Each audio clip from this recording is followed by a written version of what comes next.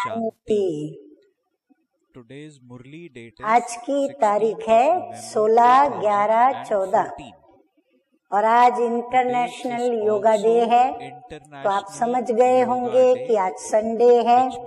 तो आज हम रिवाइज कोर्स की अव्यक्त बाप दादा की मुरली सुनेंगे। तो तारीख है 4/1/79 1790 जनवरी मास की मुरली है और आज की ज्ञान मुरली का शीर्षक है संपूर्णता के आईने में निज स्वरूप को देखो। संपूर्णता का आईना माना जो हमने लक्ष्य रखा है। समझो हम डॉक्टर बनना चाहते, इंजीनियर बनना चाहते, पायलट बनना चाहते, तो यहाँ आने वाले ये बनना चाहते कि हम श्री लक्ष्मी श्री नारायण जैसे बने। तो ये है लक्ष्य माना संपूर्ण। तो बाबा कहते हैं संपूर्णता को सामने रखें और फिर अपने को देखें कि हम कहाँ तक उस स्टेज तक पहुँचे हैं, कितना हम आगे बढ़े हैं। बाप दादा कहते हैं कि आज बाप दादा ब्राह्मण बच्चों की आदि से अब तक के जीवन में ब्राह्मण बच्चों की आदि से अब तक के जीवन में, अर्थात दो बातें हो सकती है। एक इस जन्म में हम जब से ज्ञान में आए तब से लेकर अब तक, और दूसरा आदि माना हम ब्राह्मण सतयुगी सृष्टि में नीचे उतरते हैं। तो वहाँ से लेकर के अभी संगम युग की जीवन में, तो ब्राह्मण बच्चों की आदि से अब तक के जीवन में ब्राह्मणों का जो विशेष कर्तव्य है विनाश और स्थापना का। तो बाबा अभी बात कर रहे हैं पुरुषोत्तम संगम युग के आदि से अभी तक की जीवन की बात, जिसमें हमें विशेष कर्तव्य बाप की ओर से मिला है विनाश और स्थापना करने का। तो उस कर्तव्य में हरेक किस रफ्तार से चल रहे हैं। विनाश करना माना सृष्टि का विनाश नहीं, परंतु हमारे जो भी किए हुए छोटी बड़ी भूलें व पाप कर्म है या गुनाह है, और जो भी हमारे पूर्व जन्मों के हिसाब किताब हैं जिससे हम पतित बने हैं, तो उनका विनाश करना और नई दुनिया की स्थापना अर्थात दैवी संस्कारों को धारण करना, दैवी स्वभाव, दैवी गुण, दैवी शक्तियाँ, ये सब जीवन में लाना। तो उस कर्तव्य में हरेक किस रफ्तार से चल रहे हैं, हरेक की गति कैसी है वो बाबा देख रहे हैं। उस कर्तव्य की गति को बाबा देख रहे हैं कि कहाँ तक अपने कर्तव्य की जिम्मेवारी निभाई है। बाबा पूछ रहे हैं कि जिम्मेवारी निभाई है या और आगे भी कितनी रही हुई है। तो बाबा ये देख रहे थे कि कितनी हमने स्थापना विनाश की जिम्मेवारी निभाई और अभी आगे और कितनी रही हुई है। ब्राह्मणों का कर्तव्य के आधार से विशेष टाइटल है विश्व कल्याणकारी। जैसे ब्रह्मा बाबा को बाबा ने टाइटल दिया, स्थापना का कार्य करने के निमित्त बनाया उसको, इसीलिए उसे प्रजापिता ब्रह्मा इस सृष्टि का रचयिता ऐसा टाइटल दिया। तो हम ब्राह्मणों को भी बाबा ने विशेष टाइटल दिए हैं विश्व कल्याणकारी। हमें विश्व के अंदर जो भी आत्मा हमारे स्नेह संपर्क में आती जाए, उनका हमें बाप का संदेश देते हुए कल्याण करना है तो विश्व कल्याणकारी, फिर विश्व के आधार मूर्त। बाबा कहते हैं तुम्हारी पवित्रता की धारणा से यह विश्व नया बनेगा। तो आधार मूर्त, फिर विश्व के उद्धार मूर्त, विश्व का उद्धार करना, पतित से उसको पावन बनाना, फिर विश्व के परिवर्तक, स्थापना और विनाश, तो विश्व का भी परिवर्तन करना। तो जैसे टाइटल है उसी ही प्रमाण कर्तव्य का प्रैक्टिकल रूप कहाँ तक हुआ है और कहाँ तक होना है। हाँ, तो बाबा ये देख रहे थे हर एक अपने कर्तव्य की परसेंटेज को देखो। बाबा ने सभी को अपना दिल दर्पण या तो ज्ञान दर्पण या फिर अपने कर्तव्य के दर्पण में देखने के प्रति ध्यान आकर्षित किया।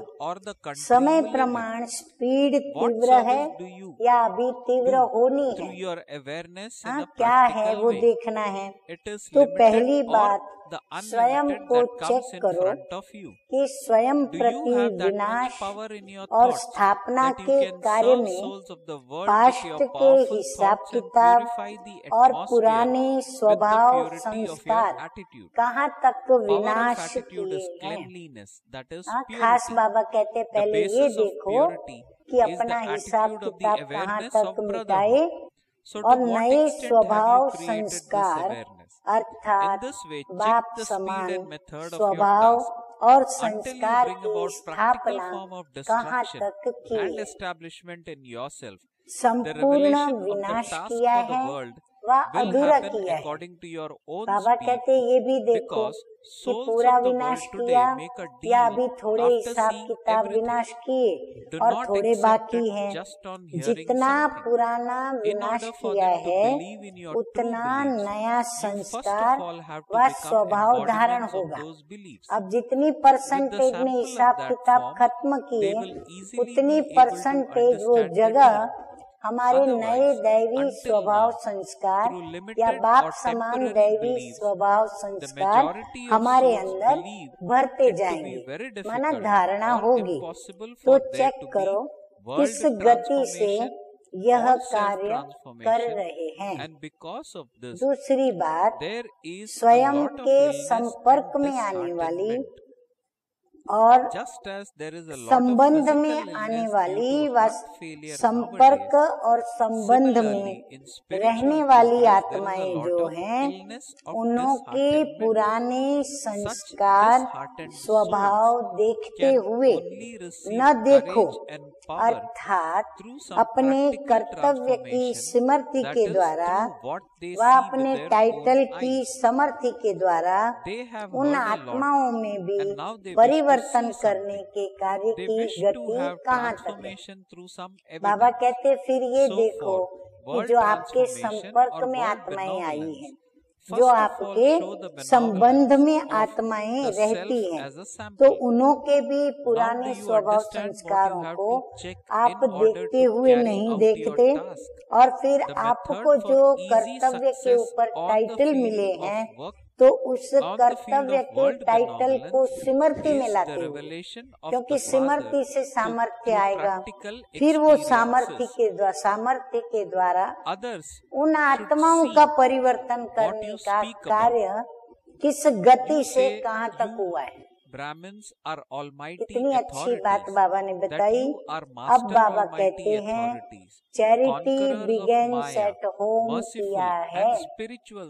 शुरुआत पहले कहाँ से करनी है? स्वयं के घर से करनी है। कितनी भी तमोगुणी आत्मा हो, लेकिन ब्राह्मणों के कर्तव्य प्रमाण सदा ऐसी आत्माओं के प्रति भी कल्याण की भावना रहती है व घृणा की भावना रहती है। अब बाबा कहते हैं ये देखो, शुरुआत अपने घर से, माना हम जिनके साथ में रहते हैं अभी शुरुआत उन्हों के साथ करनी है। तो बाबा कहते हैं ब्राह्मणों के कर्तव्य प्रमाण ऐसी आत्माएं जिनों के प्रति घृणा भाव आवे, तो देखो कि उनके प्रति कल्याण की भावना रहती है या घृणा भाव रहता है। रहम आता है व रोब में रहते हो, उनके प्रति दया भाव आता है, रूहानी स्नेह होता है, या फिर वो नहीं करते तो हम क्यों करें, वो ऐसे करते हैं तो ऐसे ही हम करेंगे, तो ऐसा रोब में रहते हो। रोब में आकर बाप के आगे व निमित्त बनी हुई आत्माओं के आगे बार बार उन आत्माओं के प्रति रोब करते रहते कि ये ऐसे करते, ये ऐसे कहते, ऐसे वैसे क्यों, ये प्रोब करते। प्रोब करना माना सिद्ध करना। बाबा कहते जो रोब में रहता है ना, वो देह अभिमान में रहता है, तो रोब में रहने वाले क्या करेंगे, अपने निमित्त जो भी है तो उन निमित्तों के साथ और बाप के भी आगे, बाबा के पास भी और निमित्त आत्माओं के पास भी क्या करेंगे, बार बार उन आत्माओं के प्रति की जो भी बातें हैं वो सिद्ध करने की कोशिश करेंगे कि वो ऐसे करते हैं, वो वैसे करते हैं, ऐसे क्यों करते हैं, वैसा क्यों करते हैं। तो बाबा कहते हैं ये वाद विवाद करके और सिद्ध करने की जैसे ये कोशिश होती है, तो प्रोब करते हैं, रोब वाले प्रोब करते हैं। तो ये देखना है कि मैं रोब करती हूँ आत्मा कि प्रोब करती हूँ, क्या कर रही हूँ मैं, या फिर उनके प्रति दया भाव या रूहानी स्नेह का भाव रखती हूँ। तीसरी बात, विश्व की सर्व आत्माओं के प्रति सदा संकल्पों में कल्याण करने की स्मृति रहती है। अब ये तो हुई घर की बात। अब बाबा कहते हैं विश्व की सर्व आत्माओं के प्रति हमारे संकल्पों में कल्याण की भावना रहती है कि चलो ये मिला मुझे तो मैं इसका भी कल्याण करूं, ये है तो इसका भी कल्याण करूं, ये दुखी है इसका भी कल्याण करूं। तो ये स्मृति कल्याण करने की रहती है। बेहद की सेवा अर्थात विश्व सेवा की जिम्मेवारी समझते हुए चलते हो। हद की सेवा माना लौकिक में किया, लेकिन अब ये बेहद की सेवा बेहद के बाप ने हमें निमित्त बना करके दी है, तो विश्व सेवा की जिम्मेवारी समझ करके हम चलते हैं। मनसा द्वारा भी विश्व प्रति अपनी शक्तियों के खजाने, मनसा द्वारा भी पूरे विश्व के प्रति अपनी शक्तियों के खजाने व ज्ञान और गुणों के खजानों को महादानी बनकर दान करते हो। बहुत सरल बात बताई। अपने को विश्व के आगे अथॉरिटी समझते हो। हाँ, दान कौन करेगा? जब हम अपने को अथॉरिटी समझेंगे तभी हम उनको दान भी करेंगे। वह जहाँ निवास करते हो उस देश व गांव की अथॉरिटी समझते हो। तो हमारी सत्ता हमारे राज्य पर है, तो जो भी हमें मिले वहाँ की अथॉरिटी समझेंगे तो हम उन सभी की सेवा कर सकेंगे। तो बाबा कहते हैं अपनी जांच करो। प्रैक्टिकल स्मृति में क्या सेवा रहती है? हद की सेवा रहती है या बेहद की रहती है? सामने हद आती है या बेहद? संकल्प में इतनी समर्थी है जो विश्व की आत्माओं तक, बाबा कहते हैं समर्थी में इतनी ताकत होती है जो विश्व की आत्माओं तक संकल्प शक्तिशाली संकल्प के द्वारा तुम सेवा कर सकते। तो बाबा कहते हैं ये भी चेक करो कि मेरे अंदर ऐसा सामर्थ्य आया है कि मैं शक्तिशाली संकल्प के द्वारा विश्व की आत्मा का कल्याण कर सकूं। वृत्ति की शुद्धि के अनुसार वायुमंडल को शुद्ध कर सके। हमारी वृत्ति ऐसी पावन सामर्थ्य वाली बनी है जो हम वायुमंडल को भी शुद्ध कर सकें। वृत्ति की शक्ति है शुद्धि अर्थात प्योरिटी। वृत्ति की शक्ति किसको कहा जाएगा कि वो जब अपनी शक्ति यूज करेगी वृत्ति, तो वायुमंडल और व्यक्ति शुद्ध और पवित्र बन जाएगा। तो प्योरिटी का आधार है भाई भाई की स्मृति की वृत्ति। बाबा कहते प्योरिटी कब आती है? जब आत्मिक भाव से हम व्यवहार करते, अर्थात भाई भाई की दृष्टि की वृत्ति रखते, तब हम ये सेवा कर सकते। तो ये वृत्ति कहाँ तक बनी है? इसी ही प्रकार अपने कर्तव्य की गति और विधि को भी चेक करो।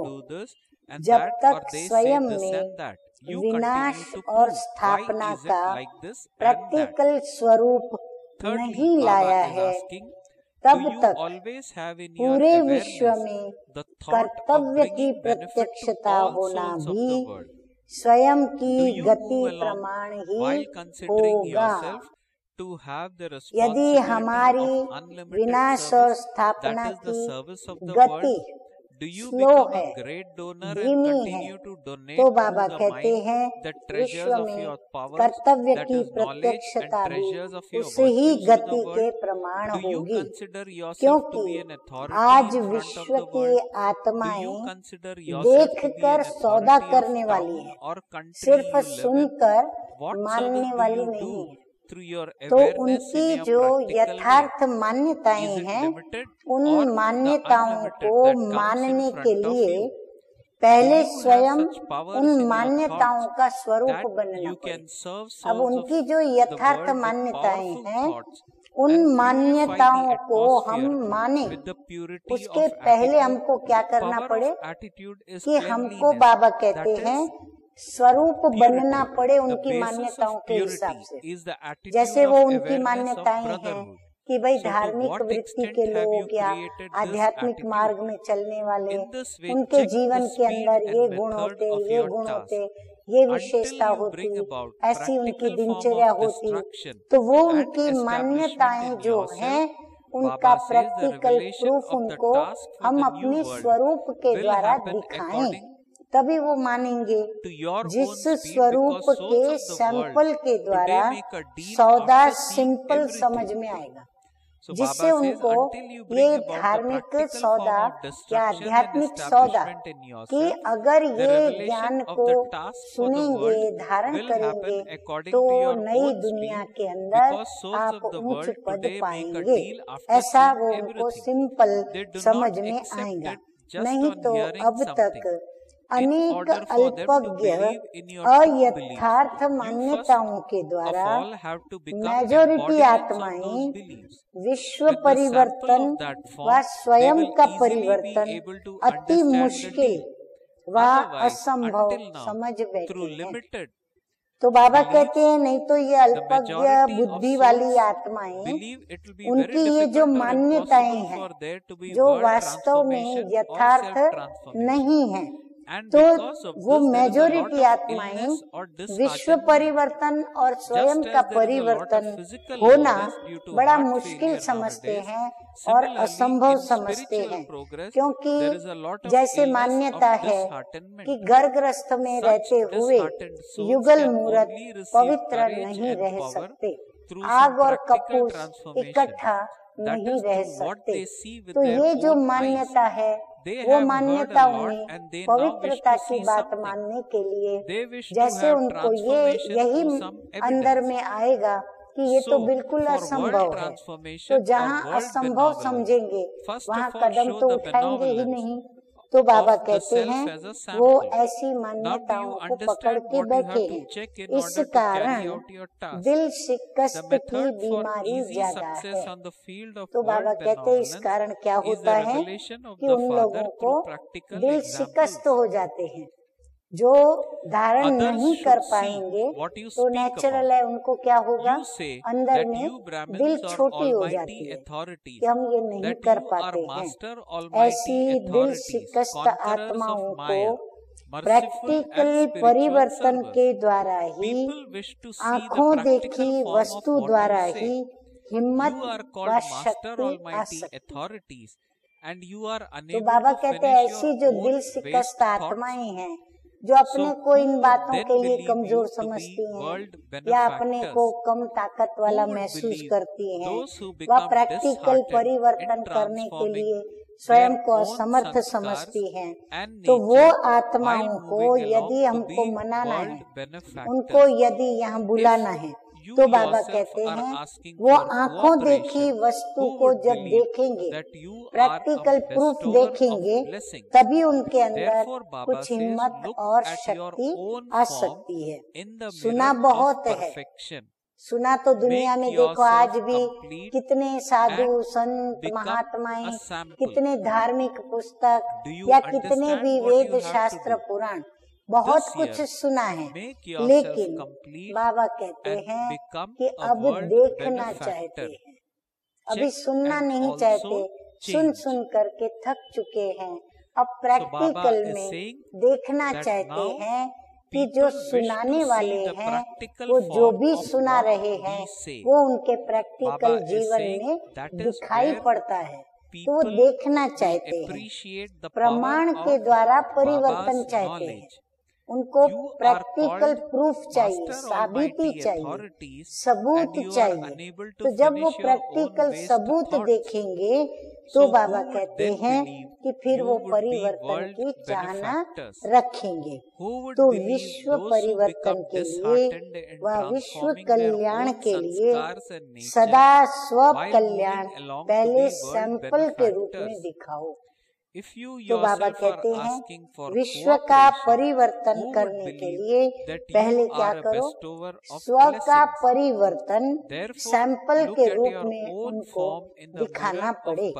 अब समझा कर्तव्य के लिए क्या चेक करना है, इसीलिए हमें अपनी सूक्ष्म स्थूल कर्मेंद्रियों के द्वारा जो भी होने वाले कर्म हैं, संकल्प, स्वभाव, संस्कार या फिर कर्म या कार्य, हमें इन सभी के अंदर वो बात उनको दिखानी पड़े जो हमारे ब्रह्मा बाबा में प्रैक्टिकल शिव बाबा ने भरी कि बाबा ने श्रेष्ठ कर्म किए तो उनको देखकर हम भी श्रेष्ठ बने। तो अब हमें भी उनको ऐसी श्रेष्ठता दिखानी है, तभी वो हमारे पास हमारी श्रेष्ठता को देख करके आएंगे।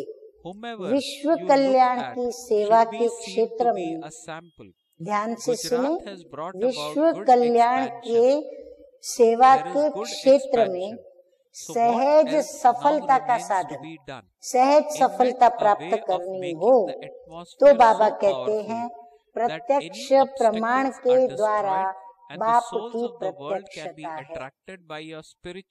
सिर्फ बहुत सहज है, बाबा कहते हैं आप खुद अपनी धारणा का उनको प्रमाण दो। और जब कहते हैं ना प्रत्यक्ष हो तो प्रमाण की कोई आवश्यकता नहीं, तो हम ऐसा प्रत्यक्ष उनको अपना प्रमाण दे, जो बोले वो देखे। हम जो बोलते हैं ना वो उनको दिखाई पड़े। बोलते हो कि हम ब्राह्मण ऑलमाइटी अथॉरिटी हैं, मास्टर सर्वशक्तिमान है, माया जीत है, रहम दिल है, रूहानी सेवाधारी है, तो जो बोलते हो वो प्रैक्टिकल स्वरूप में वो देखना चाहते हैं। नाम मास्टर सर्वशक्तिमान और स्वयं के व्यर्थ संकल्पों को भी समाप्त न कर सके। नाम मास्टर सर्वशक्तिमान और व्यर्थ संकल्प इतने चलते हर बात में, तो बाबा कहते हैं जो अपने व्यर्थ संकल्पों को भी समाप्त नहीं कर सकते तो उनको विश्व कल्याणकारी कौन मानेगा। चलते चलते स्वयं के संस्कार स्वभाव परिवर्तन करने में दिल शिकस्त होने वाले को विश्व परिवर्तक का स्वरूप दिखाई पड़े। बाबा कहते हैं कि चलते चलते स्वयं के संस्कार स्वभाव परिवर्तन करने में दिल शिकस्त होने वाले को विश्व परिवर्तक, यदि वो संकल्पों में चलते क्या वो भी दिल शिकस्त होते तो कैसे वो मानेंगे कि ये विश्व का कल्याण करेंगे। स्वयं ही सहयोग मांगने वाले को वरदानी कौन मानेगा। नेचुरली जब खुद ही किसी से मांगते हैं तो उनको दाता कैसे कोई समझेगा। इसलिए संपूर्णता के आईने में स्वयं का स्वरूप देखो, स्वयं को संपन्न बनाए सैंपल बनो। पहले खुद धारणा में संपन्न बनो, जो भी गुण धारण करे वो संपन्नता के साथ करे, फिर वो गुण के विषय में बताए तो फिर वो हमारी बात को स्वीकार करेंगे। तो बाबा कहते सैंपल बनो। तो समझा क्या करना है, इस वर्ष स्वयं को संपन्न बनाए, विश्व कल्याणकारी बनो। चेक भी करो और फिर चेंज भी करो। चेक करके फिर परिवर्तन करो, अपना चेंज हो जाओ। पहले गुजरात आरंभ करें। जब सुनने में इतनी खुशी होती है तो बनने में कितनी खुशी होगी। गुजरात की धरनी वैसे भी सात्विक है, तो गुजरात को सैंपल तैयार करनी चाहिए। जिसको देखो वो सैंपल नजर आए। गुजरात ने विस्तार अच्छा किया है, वृद्धि भी अच्छी है।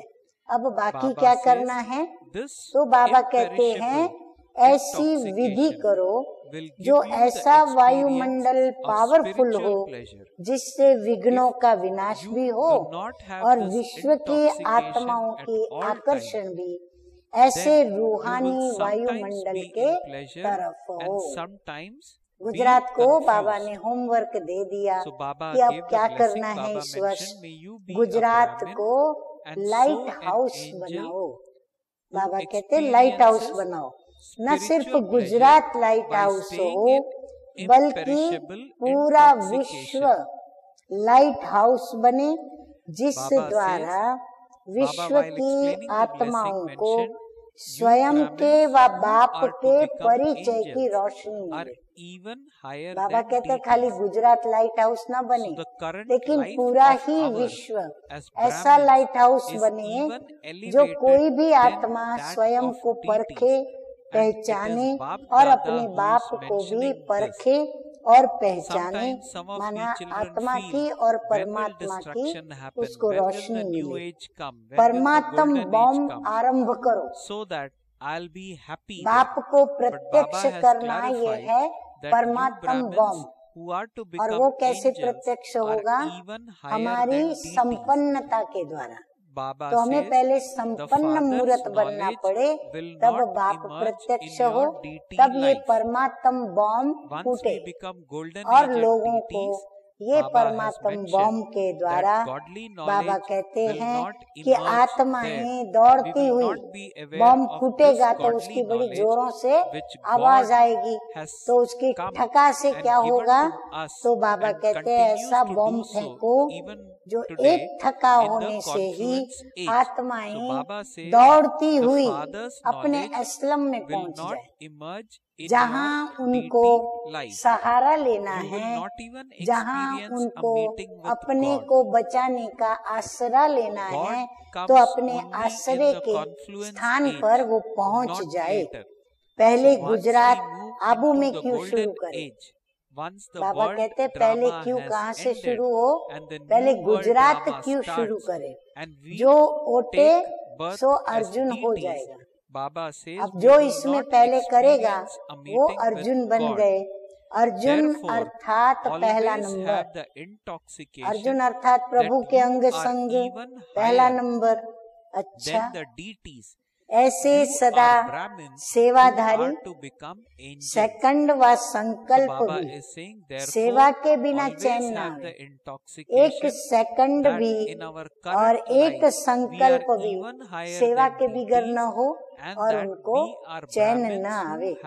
निरंतर योगी, निरंतर सेवाधारी, सर्व प्रकार की सेवा में प्रत्यक्ष फल दिखलाने वाले, ऐसे प्रत्यक्ष प्रमाण बन विश्व कल्याण करने वाली आत्माओं को बाप दादा का याद प्यार और नमस्ते।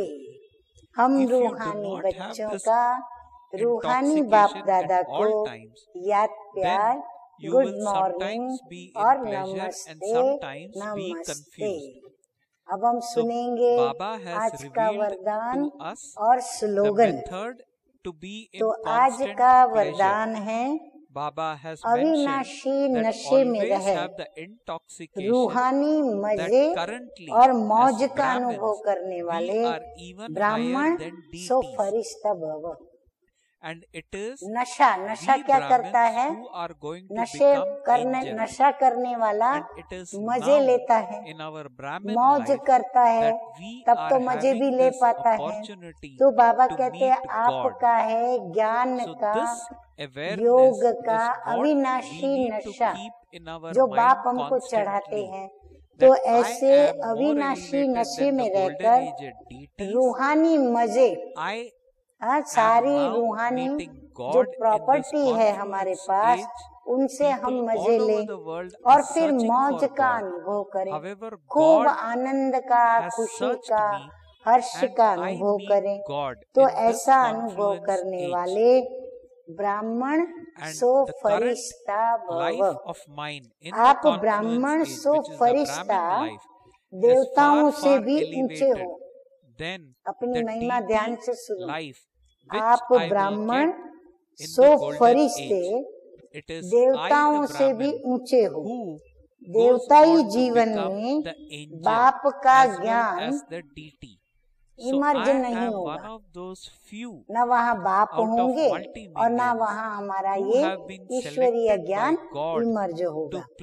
परमात्म मिलन का भी अनुभव नहीं होगा, क्योंकि जब बाप वहाँ आएंगे ही नहीं तो परमात्म मिलन का अनुभव भी कैसे करेंगे। इसलिए अभी सदा ये नशा रहे कि हम देवताओं से भी ऊंचे ब्राह्मण सो फरिश्ता है। ये अविनाशी नशा ही रूहानी मजे और मौज का अनुभव कराने वाला है। अगर नशा सदा नहीं रहेगा, अगर नशा सदा नहीं रहेगा तो कभी मजे में भी नहीं रहेंगे। नशा रहेगा तो मजे में रहेंगे, मौज भी करेंगे, नहीं तो क्या होगा, कभी मूंझेंगे और कभी थोड़े नशे में रहेंगे। तो बाबा कहते हैं कभी मजे में रहेंगे, कभी मूंझेंगे, तो कभी थोड़ा नशा होगा। तो इसीलिए बाबा कहते हैं अविनाशी नशे में रहें कि हम ब्राह्मण सो फरिश्ता हैं और हमें यहाँ पर जो अनुभव आ रहे हैं, परमात्म मिलन का अनुभव, रूहानी नशे का अनुभव और ईश्वरीय जीवन के लिए जो ईश्वरीय ज्ञान और योग मिल रहा है उसका अनुभव, ये सब अनुभव हमें यहाँ ही प्राप्त है। तो ये स्मृति में हमें रखना पड़े। अच्छा स्लोगन है आज का, अपनी सेवा को भी बाप के आगे अर्पित कर दो, तब कहेंगे समर्पित आत्मा। अब सेवा को अर्पित करना माना क्या, हम जो भी सेवा करते हैं चाहे मनसा से करें, चाहे वाचा से करें, चाहे कर्मणा से करें। हमने सेवा की, फिर सेवा के पीछे भावना कईयों की क्या रहती है कि मैंने ये सेवा की तो मुझे उसका इस प्रकार का ऐसा फलानी व्यक्ति के द्वारा फल प्राप्त हो, मान मिले, शान मिले, मेरा गायन हो, मेरी महिमा हो, मुझे कोई गिफ्ट मिले, मेरा समाचार मधुबन में जाए, देश विदेश में जाए, न्यूज़पेपरों में आवे, सबको पता चले कि मैंने ये सेवा की। तो ये सेवा प्रभु को अर्पित नहीं। अगर वो सेवा प्रत्यक्ष नहीं हुई, गुप्त रही, तो वो प्रभु को अर्पित करने से हमें गुप्त रहने का भी कोई दुख दर्द अंदर में नहीं रहेगा। अगर प्रत्यक्ष नहीं हुई तो दुख और दर्द रहेगा कि मैंने इतनी सेवा की, किसी ने उसको नोटिस में भी नहीं लिया और न मुझे किसी ने सराहा, न किसी ने मेरी कदर की, न किसी ने मेरी महिमा की। तो फल प्राप्ति की जो इच्छा है ना, बाबा कहते हैं वो इच्छा समर्पित कर दो, बाबा को सेवा ही समर्पित कर दो कि मैं निमित्त हूँ, करने कराने वाले बाबा आप हो, आपकी सेवा है और आपको अर्पित है। तो हम निर्माण रहेंगे, निश्चिंत भी रहेंगे, निरहंकारी भी रहेंगे। तो बाबा कहते हैं कि अपनी सेवा को भी बाप के आगे अर्पित कर दो, तब कहेंगे समर्पित आत्मा, तब हम बाप को समर्पित हैं ऐसा कहने में आएगा। तो समर्पित जो भी अपने को समझते हैं, चाहे सेवा केंद्र पर रहने वाले भाई बहने, चाहे घर गृहस्थ में रहने वाले भाई बहने, जो भी समझते हैं कि हम बाबा की तरह सेवा में हैं, तो सेवा बाबा को समर्पित करके फिर सेवा करें तो कहा जाएगा समर्पित आत्मा। ओम शांति। ओम शांति।